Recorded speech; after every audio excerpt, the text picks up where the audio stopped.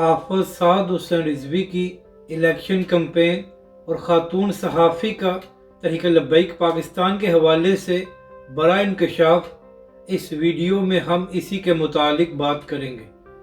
بسم اللہ الرحمن الرحیم۔ السلام علیکم ناظرین کرام، پچھلے کئی دنوں سے تحریک لبیک کے سربراہ حافظ سعد رضوی سندھ میں موجود ہیں اور تحریک لبیک پاکستان نے حیدرآباد سے ہی اپنی الیکشن کمپین کا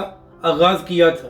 اور ناظرین کرام جس طرح حیدرآباد، ٹنڈو آدم اور نواب شاہ میں تحریک لبیک کے سربراہ حافظ سعد رضوی کا استقبال کیا گیا اور جس طرح عوام نے تحریک لبیک پاکستان کی ریلیوں میں وہاں پر شرکت کی ہے، تو یہ پیپلز پارٹی اور دیگر جماعتوں کے لیے تحریک لبیک پاکستان اور حافظ سعد رضوی نے سندھ میں بھی خطرے کی گھنٹی بجا دی ہے۔ تو ناظرین کرام، اسی حوالے سے سینئر صحافی اور اینکر آسمہ شرازی صاحبہ نے کہا ہے کہ تحریک لبیک پاکستان ایک بڑی طاقت بن کر سامنے آ رہی ہے اور یہ دیگر سیاسی جماعتوں کے لیے ایک بڑا سوال ہے۔ یعنی کہ ناظرین کرام، اب بڑے بڑے صحافی بھی یہ بات کرنے پر مجبور ہو گئے ہیں کہ تحریک لبیک اور حافظ سعد رضوی پاکستانی عوام میں بڑے مقبول ہیں اور آنے والے انتخابات میں تحریک لبیک پاکستان نے تمام سیاسی جماعتوں کے لیے ایک خطرے کی گھنٹی بجا دی ہے۔ تو ناظرین کرام، یہ تحریک لبیک کے سربراہ حافظ سعد رضوی کی